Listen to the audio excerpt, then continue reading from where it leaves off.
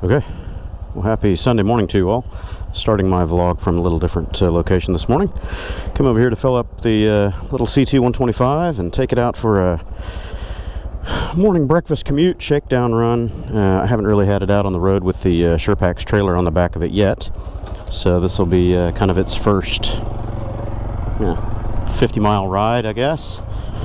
40-mile ride, whatever it is. Yeah, about 50 miles. It seems like the steering angle on this one is a little steeper than it is on my Cub, because I'm noticing I feel the trailer back there more on this than I do on the Super Cub. So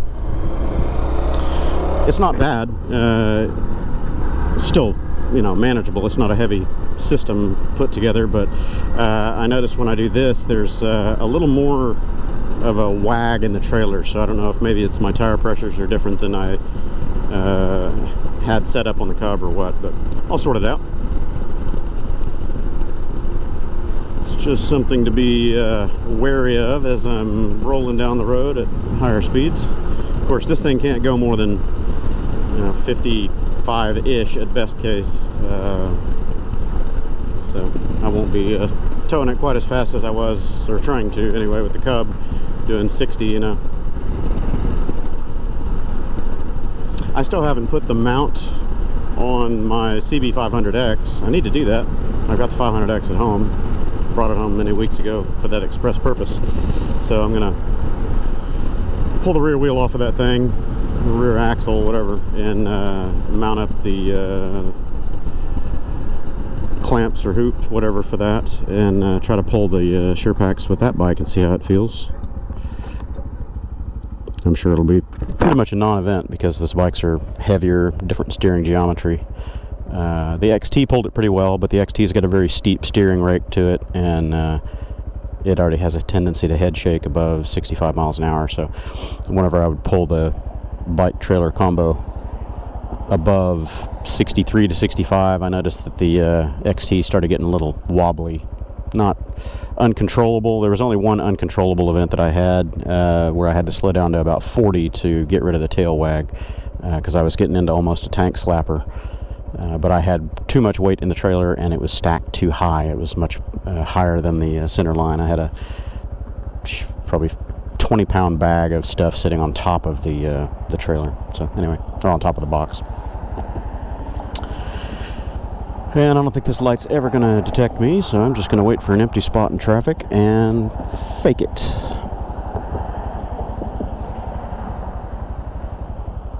Hey, it did detect me. What do you know?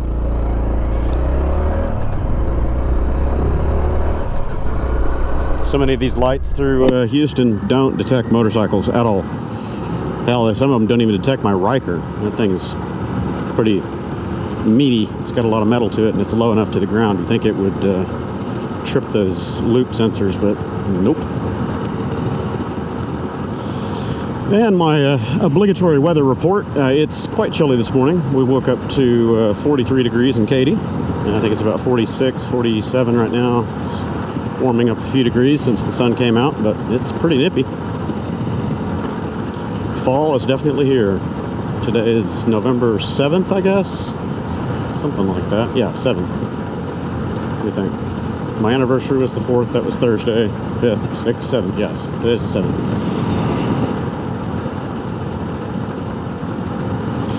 So my projects for this today, if my plans go according to schedule, I'm going to get into that silly op-mid gauge and turn off the temperature warning, turn off a bunch of the distractions in there. The temperature warning does absolutely no good on this bike because it's oil cooled, and it goes off way too early. And the shift light indicator on it is really annoying because you end up running this thing pretty much up near a red line when you're cruising along at 45-50 miles an hour. So the green arrows are flashing all the time, and it catches my peripheral vision, and I think, oh crap, did I leave my signal on again? Nope, that's just the gauge. So I'm going to turn all that stuff off, and I need to change the ratio for the rear tire and get the speed closer to true. This gauge is reading almost exactly what the factory gauge did, which is 2 to 3 miles per hour high at 50. So I'm going to change the circumference of the tire, or the, you know, the multiplier ratio in there, and get it closer to GPS.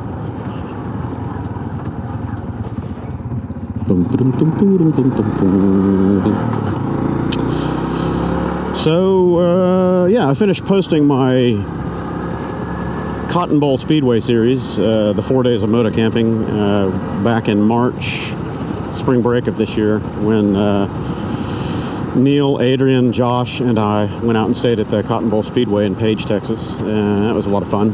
I didn't include some of the stuff, just it was long, and I'm trying to keep a lot of those videos down to about 30 minutes-ish, you know, 30, 40 minutes, something like that, instead of, you know, hour and a half, because just judging by the metrics on my channel views, nobody ever sticks around that long, so just kind of wasted effort on my part.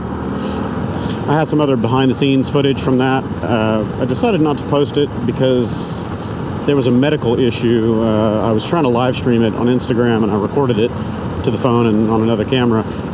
But I didn't realize that I was in the middle of a kind of a medical emergency on some of the stuff that I was filming. Somebody had collapsed from a heart attack, and I don't know if the person made it or not. So just out of respect, I decided to not use any of that footage. It was kind of sensitive, so scrapped it. It was kind of neat. After the races one night, you know, we were back in the pit area and looking at all the cars and the shop trucks and all that. It's pretty cool. There's a lot of neat stuff. Just looking at the way they set up those mobile shops and those rigs is really neat.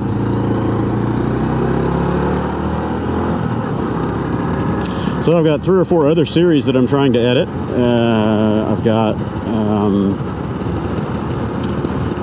couldn't tell if that was a Rebel or what. I've got the, what was it, this Twisted Sisters ride that we did in late March, early April. I think it was early April, with the Austin Riker Riders Group again. We went out and stayed in a cabin in Leakey, Texas. Sorry, you guys are probably getting a ton of wind noise. There we go. That was neat. We stayed out there just 2 days, one overnight, and rode the Sisters. I took the Riker again. That's kind of my last trip that I did on the Riker because of the suspension and alignment problems that I've got on. Josh rode the CB500F, and we had a good time. It was a good ride. And then we stopped at the Lone Star Motorcycle Museum on the way out of the Sisters area, and they let me record in there. I did about a, I don't know, 15 or 20 minute video showing off all the bikes in there. That was really neat. Yeah, this in corner's fine. It's just a little twitchy. I can feel the weight, you know, like right there. It's still doing it by itself. Let me set up the oscillation. All that right there. So 3, 4 rebounds back and forth, back and forth. So I don't know. Maybe my idea of putting a steering stabilizer on the yoke, leaning back to the trailer itself, you know, past the pivot. Maybe that'll be a good idea for something like this. Anyway, so back to Twisted Sisters. That's going to be like a 3-part series that I'll put together. And then immediately after that, like the next day after we got home, I headed out on the XT250 pulling this trailer. And Adrian and I rode up to Moyers, Oklahoma to meet up with Neil. And went up there for some sprint car races again, but we got rained out. That didn't happen, so we just ended up camping and goofing off. And then rode on into Arkansas, and I don't remember if we went to Missouri or not. I know we were in Arkansas. See, there's that stupid shift light. Oh, it bugs me. Anyway, and then after that, what else did I have? There was one more little trip that I did before I started my Cannonball run. So I'm just trying to clear out my queue so it's not mentally distracting for me, and I can get into editing my Cannonball run series. I've done 2 or 3 little lead-up videos to, you know, getting up toward Maine. I think I've got one more video until I arrive in Maine, and then it'll be the 10-day trip across the country and then our return trip. So there's probably going to be, I'd say, 8, maybe 9 videos in that series. So I don't know. getting into the busy season again with my work and the holidays and everything, so my time starts getting thin. And this weekend I was supposed to be out motocamping with Adrian and Neil, but my work schedule got in the way. I was really wanting to get out, but I had a big customer engagement where they were letting go one of their network admins that has not done a very good job over the last 6 months, and really tore up their network pretty bad. So I had to go in there and do a full remediation and security audit and a lockdown and everything else. And unfortunately, they let him go on Friday, just 2 days ago. And it always sucks. I hate being in the middle of that, but I'm there to do a job. They asked me for my assessment and if I could fix the catastrophic network issues that they were having, and I said yes. So I gave them my findings and told them how to fix it and started doing the remediation, and I was able to fix 99% of the problems they were having in just a weekend. You know, a 2-day engagement, rebuilt their entire network, got everything running, talking the way it's supposed to, and this guy was fighting and not able to get that same amount of work done in 6 months. So yeah, not good. Unfortunately, that gentleman is out of work now for the holidays, and I don't envy that position. It is so odd seeing these car dealers just stripped of inventory. There's nothing here. Like the Honda dealer back over where I am, it's just empty. I went through the Honda dealer, I don't know, about a month ago, and they might have had 20 cars on the entire lot when they've normally got about 300, 250, 300 range, something like that. It's just bizarre to see that. The shipping crisis is really taking its toll, and the chip shortage too. The semiconductor chip issues where Ford and a lot of the American manufacturers seem like they're hit a little harder than some of the others, but they can't get chips for their ECUs on the vehicles. Crazy, crazy.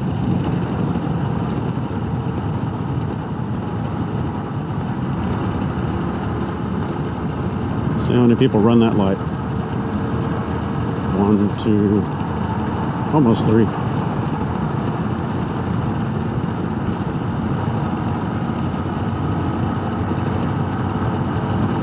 I'm getting used to the trailer back there. It does have a much higher wag propensity than it did on the Super Cub, which I find interesting because these are basically the same bike.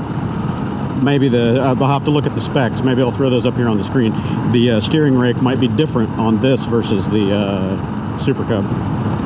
Wheelbase, I believe, is about the same. Trail is probably about the same. I'll have to take a look. I'm going to be getting into that soon, hopefully, maybe spring next year. I'm going to buy another swing arm from the trail right here and strip it and paint it blue to match the Super Cub. And providing it's the same length and everything else lines up the same, I'll be swapping over the rear disc brake from this onto my Cub, and the wheels, very likely. Spoke wheels, and put all this stuff on the Super Cub. I'll probably change different tires or something, I don't know, we'll see, but that'll be kind of my prep for turning the Super Cub into a Cannonball Frankenmonster. It's going to be big board, probably do the Kitico Neo 181 kit, 2-valve head, not 4-valve. Intake, exhaust, ECU, whole shooting match, and then it's going to have the spoked wheels from this, front and rear disc, of course. I'm going to upgrade that front caliper on the Super Cub to that dual piston Nissan, whatever it is that I got from WeBike a while back. Put some stainless braided lines on it, hopefully firm up the brakes a bit. And yeah, it's going to be a little monster. So I'll get all that sorted out, and then the next step will be the auxiliary fuel system that I'll probably have a custom center hump tank right here made. I don't know if I'll have Neil help me on that or if I'll just go with like a racing fuel cell. But I'm going to plumb that into the main fuel system, so it's just one big reservoir, you know. So the 1 gallon built in under the seat, and then that additional probably 2 to 2.5 gallons, so that'll give me 3.5 gallons of runtime. Should be able to get easily 250 miles out of that, I would hope, if I'm still pulling, you know, let's say 80 miles to the gallon, not full tilt boogie, you know, just kind of cruising along on the highways at 65. So that should make the little Super Cub quite the Cannonball machine. We're already looking forward to doing the Cannonball in 2023, so the sooner I can start on my upgrade projects, the better. That way I can put, you know, 5,000 miles in it and really shake it out, make sure that everything is reliable and healthy before I take it out and beat the shit out of it for 7,000 or 8,000 miles. But the Super Cub did great on the Cannonball. We were really surprised they did as well as they did without major mechanical problems or even minor mechanical problems. Hell, they didn't have any problem. We were afraid that we were burning out our valve seats because we were consuming a lot of oil the first handful of days of the long, hard highway trips, but we changed oil brands and the consumption went away. So something about the Castrol Sin, it was the 4T 10W40, we were burning through too much of that. It was leaking, burning, I don't know. Switched over to Mobile One and no more problem. So yeah, back to the projects on this thing, you know, the gauge redo and all that nonsense. I also need to pull the rear fender loose, rear license plate, turn signal assembly and all that, and make my trailer wiring harness, because I'm running no lights on the back of this thing right now, and the box, the Rubbermaid box on here covers up the tail light and the turn signals. Not as bad as they did on the Cub, but it's pretty bad. And this guy is going slower than me, which I didn't think that was possible.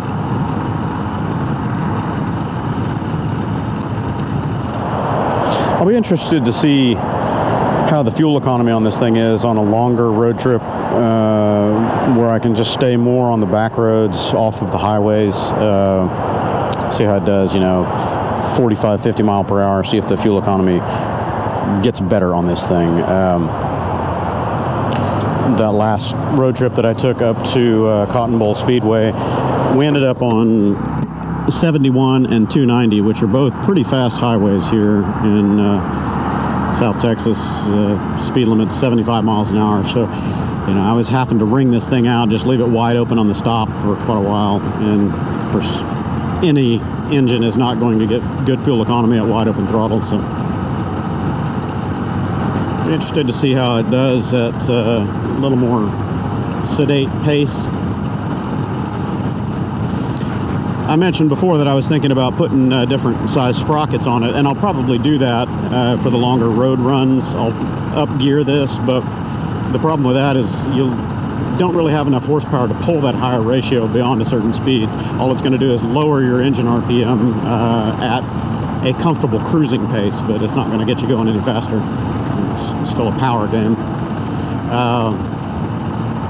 But where the taller gearing really hurts you is in the off-road sections, because you need torque, and that's why this thing is geared a little bit lower. It's to give you better pulling power, you know, hills, gravel, whatever. So if I get the ratio too steep on this, it won't be able to pull itself out of any crap. So when I get it on the trail, it'll have to have a much lower ratio, smaller front sprocket to give better mechanical advantage.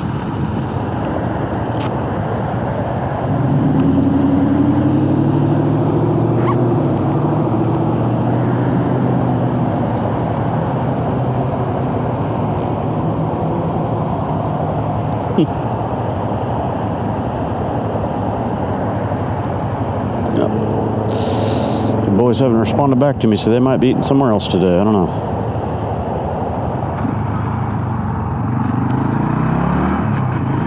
Take the back road this morning. Why not?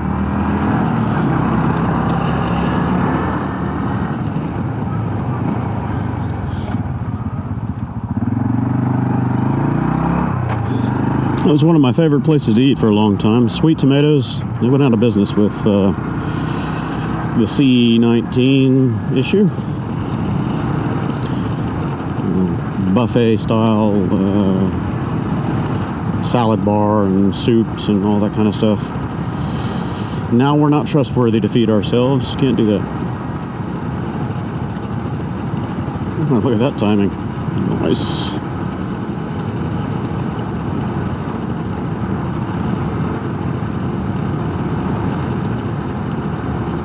$34. Yep, I'm reading 3 high. 34, 37. Yep.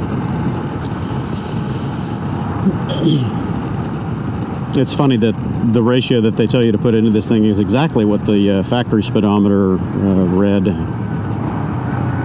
which is high, optimistic.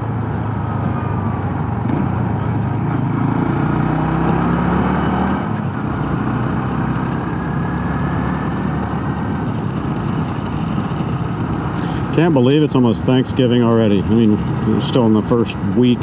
Well, just finished the first week of November, but still. Man, this year has gone by so fast. Cannot keep up anymore. Next week is my birthday, and my sister is coming down from the Dallas area to stay with us. Normally she comes in right around Thanksgiving and stays for a few days, but she decided, why not just come down and stay for a couple weeks. So she's going to be camping out in our driveway in my travel trailer for 2.5 weeks.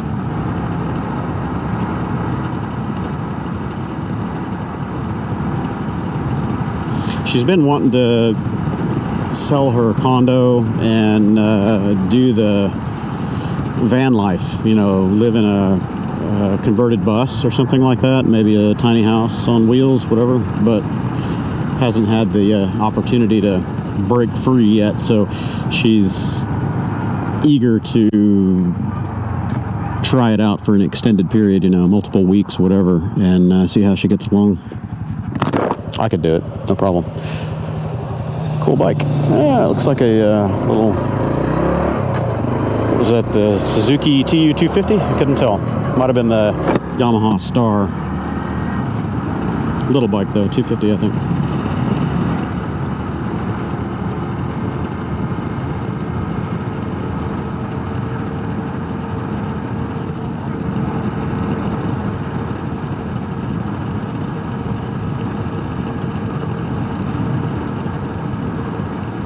Yeah, I could do the minimalist lifestyle, no problem. I don't mind it a bit.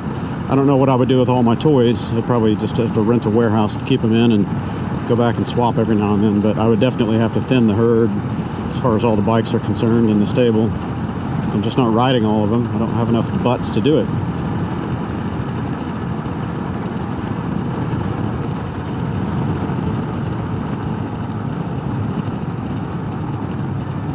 Going over all those bumps, it just reminded me suspension. That's another thing that I'm going to upgrade on the Cub.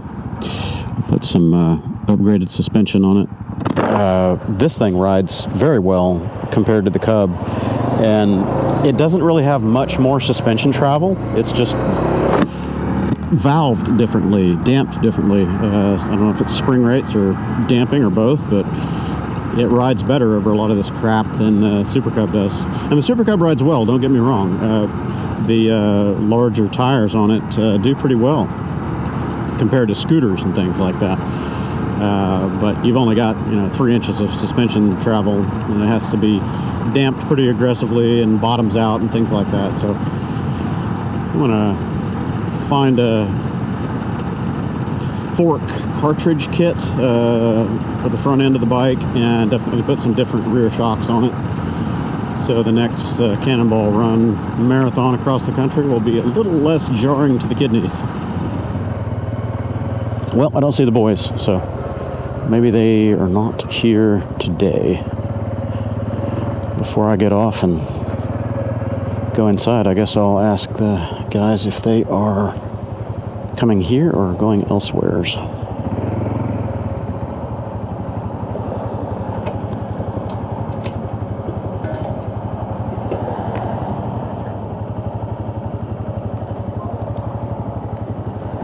Okay, well, they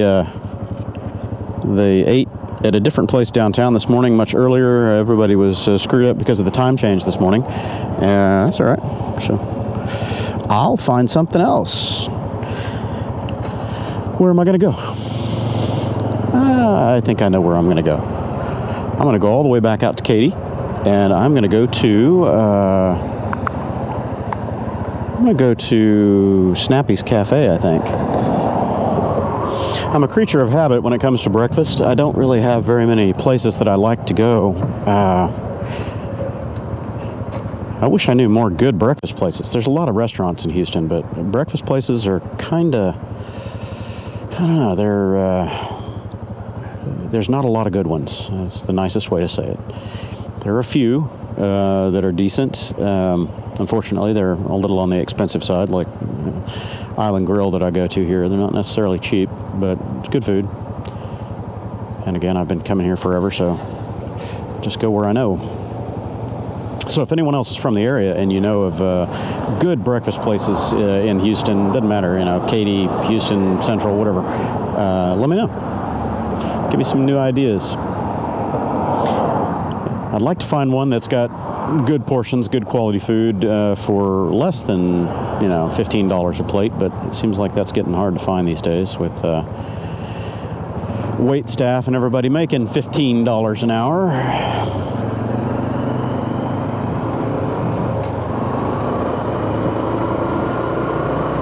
All right, so back out to Katy I go.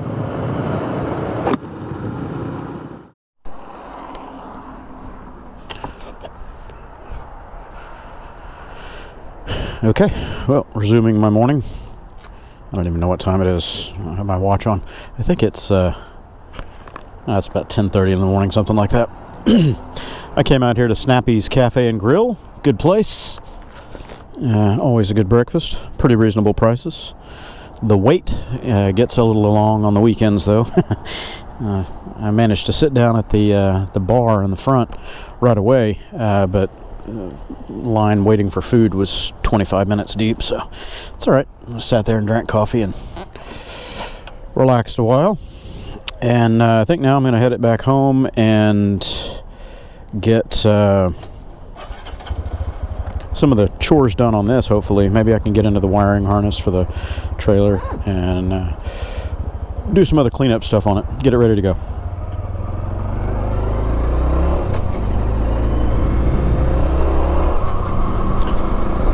Still a little bit chilly out here. It's low 60s, like 62, 63, but feels pretty good. We're supposed to get up to a high today, I believe, 67. So I don't know that we're even going to make it into the 70s today. But that's great for working outside.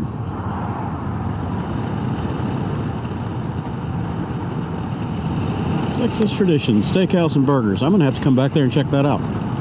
Never been there. The only reason I even noticed it is because the motorcycle's sitting out front.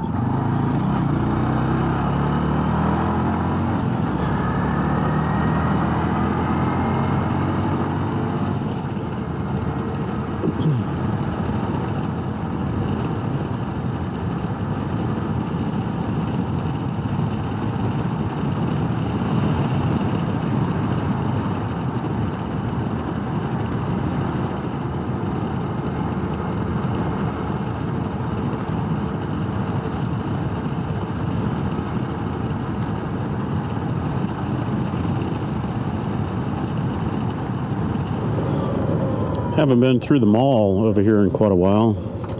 Just curious to see if the traffic has picked up again. It looks like it has. Need to bring my daughter over here to practice driving. I've been taking her to the church parking lot over near our house, but it's pretty congested lately with a lot of activity stuff, so don't want to go rolling around through there and be in the way of activities and lots of other traffic.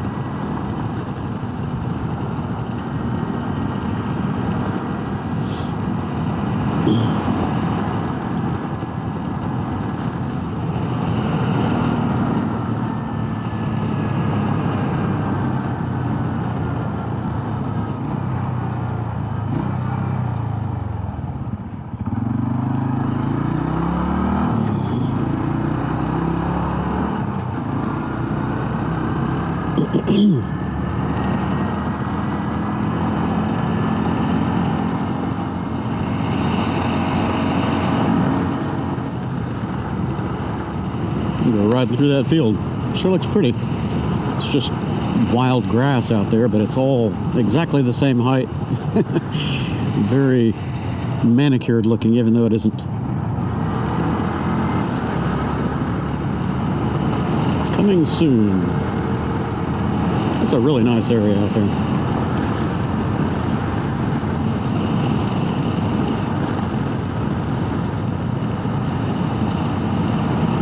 Looks a little marshy. I was going to say I want to go out there and ride it, but it's pretty marshy.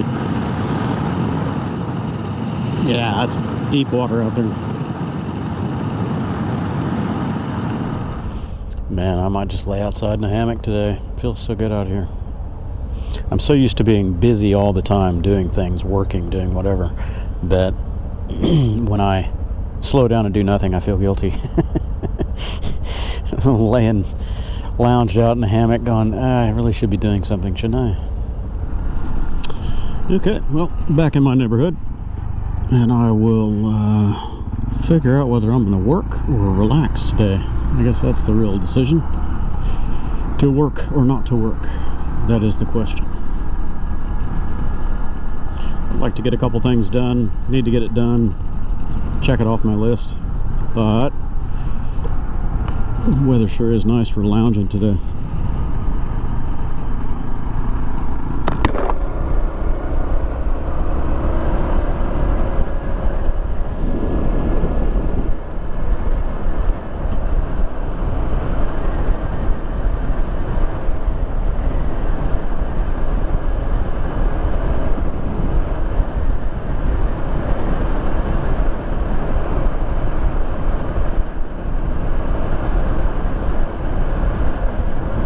All I really need to do for this is put the rear wiring harness together. Maybe I'll do that. It's a bit of an involved process, but if I could knock that off my list today, I would be very satisfied. I'll start digging it. I don't have a shop manual for this one. I never did buy one, so I'll have to dig into the tail of it and figure out where the sub harness is and how to tear it apart. Maybe other people have got some videos on YouTube that I can peruse and figure out if there are guides out there. But I bid you all farewell. Thanks for tagging along, and I'll catch you on the next installment of whatever it is that I'm doing today.